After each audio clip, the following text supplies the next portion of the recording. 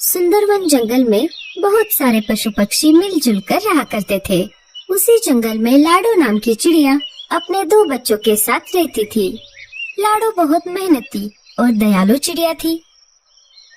दिन होते ही अनाज की खोज में जाना और शाम होते ही वापस आकर अपने भूखे बच्चों को खिलाना, यही लाडो का काम था। उसके पड़ोस में ही बुलबुल चिड़िया रहती थी। उसके भी 2 बच्चे थे।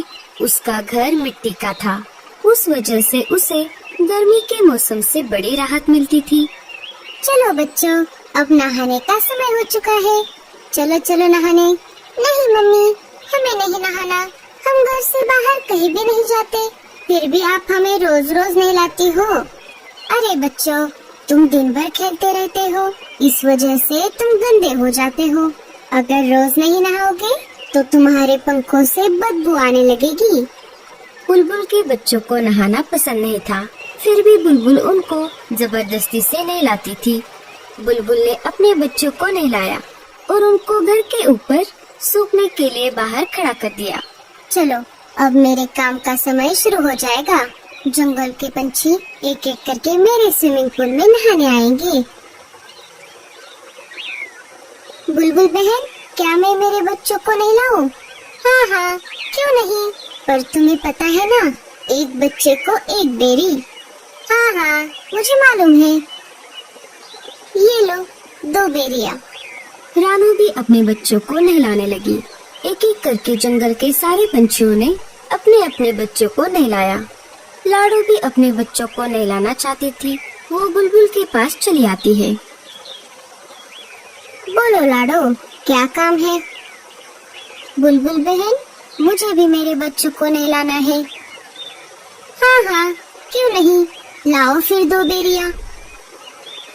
अभी तो मेरे पास बेरियां नहीं है बहन। जब मैं पहाड़ी इलाकों में जाऊंगी तब बेरियां लेकर आऊंगी और तुम्हें दे दूंगी।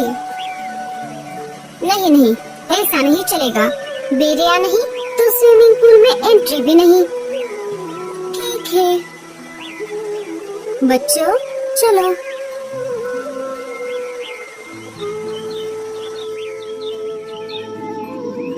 माँ, हमें भी बुलबुल आंटी के स्विमिंग पूल में नहाना है। लाडो ने बच्चों को समझाते हुए कहा। नहीं बच्चों, हम नहाने के लिए नदी में जाएंगे, वहाँ का पानी साफ सुथरा है। लाडो अपने बच्चों को स्विमिंग पूल में नहलाना चाहती थी। बेचारी लाडो कर भी क्या सकती थी। बेरियों का पेड़ ऊंचे पहाड़ी पर था और लाडो अपने बच्चों को अकेला घर पर छोड़कर उतनी दूर नहीं जाना चाहती थी। अपने बच्चों को लेकर नदी पर आ जाती है और एक एक करके उनको नदी के पानी में नहलाती है। अरे लाडो, ऐसे उदास क्यों बैठी हो? क्या कुछ परेशानी है?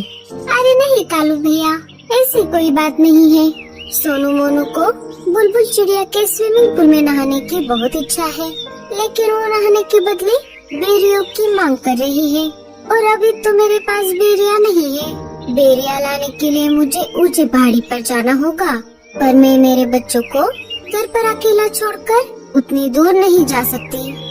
बस इतनी सी बात, मैं हूँ ना, मैं पहाड़ी इलाकों में जाकर बेरिया ले आऊँगा। बड़े आए जाने वाले। क्यों जी, आपके पास कोई दूसरा काम नहीं है क्या?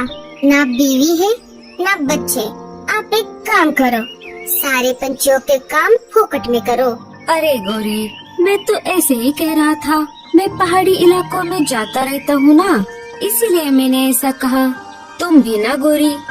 बहुत दिनों से जग्गू सेब मांग रहा है, क्या आपने ला कर दिया? कोई जरूरत नहीं है किसी की मदद करने की। अब सीधा मेरे साथ घर चलो। कालू कौवा वहाँ से चला जाता है। मम्मी, मुझे भी स्विमिंग पूल में नहाना है। अरे जग्गू, तुझे नहाने की कोई जरूरत नहीं है, तो वैसे भी साफ सुथरा है। लाडो उदास बैठी थी कि तभी वहाँ पर भूरा कौवा आ जाता है। भूरे ने सारी बात सुन ली थी। लाडो, तुम परेशान क्यों होती हो? मैंने अभी अभी सब सुन लिया है। तुम एक काम क्यों नहीं करती? मैं तुम्हारी बच्चों की देखभाल करता हूँ। तुम पहाड़ी इलाकों में जाकर बेरिया लेकर आओ। लाडू को बूढ़े पर बिल्कुल भी भरोसा नहीं था, लेकिन उसे बच्चों को स्विमिंग पूल में नहलाना भी था। फिर भी लाडू ने बूढ़े से पूछा, लेकिन तुम मेरी मदद क्यों कर रहे हो? अरे मैं भी बहुत दिनों से बेरिया खाने की सोच रहा हूँ। तुम आते समय मेरे लिए भी बेरिया लेकर आना। अच्छा ठीक है, तो मैं चलती हूँ। तुम मेरे बच्चों का ध्यान रखना। लाडू बेरिया लाने के लिए पहाड़ी इलाकों की ओर चल पड़ती है। अरे वाह, ये तो बहुत अच्छा हुआ। मुझे पता चला है पहाड़ी इलाकों से हमारी जंगल की ओर तेज तूफान आ रहा है। मुझे नहीं लगता कि लाडू उस तेज तूफान में बच पाएगी। फिर मैं इन दो बच्चों को घर से बाहर फेंक दूंगा। लाडू के जाते ही बूढ़ा बच्चों को घोंसले से बाहर निकाल देता है और घोंसले का दरवाजा लगा लेता है। बच्चे अपनी माँ की याद में रोने लगते हैं। इधर लाडू जैसे तैसे करके आगे बढ़ती रही। वैसे ही तेज हवा भी बढ़ने लगी। लगता है इस तेज तूफान में मैं उड़ नहीं पाऊंगी। लाडू चिड़िया हार मानने वालों में से नहीं थी। बड़ी कठिनाइयों का सामना करते हुए वो आगे बढ़ती रही। तभी उसके सामने से मीनू मौसी उड़ते हुए आ जाती है। अरे लाडू, ये क्या कर रही हो? चलो वापस। बारिश के साथ साथ बहुत बड़ा तूफान भी आने वाला है। अच्छा ठीक है मौसी। वो दोनों वापस जंगल में आ जाती है। लाडू, बहुत तेज बारिश शुरू हो गई है। तुम एक काम करो, बारिश रुकने तक मेरे घर में रुक जाओ। बारिश थमते ही चली जाना। दोनों मीनू मौसी के घोंसले के अंदर चली जाती है। बारिश अपने जोरों पर थी। मेरे बच्चे ठीक तो होंगे ना? इधर बेचारे बच्चे तेज बारिश में भीग रहे थे। वो दोनों एक पेड़ की डाली पर बैठ जाते हैं, जहाँ पर कम बारिश का पानी आ रहा था। तभी उनको उस पेड़ के तने से आवाज आती है, बच्चों इधर आओ। बच्चे अंदर चले जाते हैं। इधर पूरा कौवा मजे में घोड़े बेचकर सो रहा था। तभी एक तेज हवा का झोंका आ जाता है और बूढ़े कौवे का घोंसला पानी में गिर जाता है। बूढ़ा घर का दरवाजा खोल नहीं पाता और वो डूब जाता है। थोड़ी देर बाद बारिश कम हो जाती है। लाडू वापस अपने बच्चों को देखने उसके घोंसले की तरफ आ जाती है और देखती है तो क्या, उसका घोंसला तो वहाँ पर नहीं था। वो सब तरफ खोज करने लगती है। तभी उसे बुलबुल चिड़िया मिट्टी में दबी हुई दिखाई देती है। लाडू, मुझे बचाओ। मेरा मिट्टी का घर बारिश में गल गया और मैं मिट्टी में धंस गई। अपनी जान की परवाह न करते हुए लाडू बुलबुल चिड़िया को गीली मिट्टी से बाहर निकालती है। लाडू, मुझे माफ कर दो।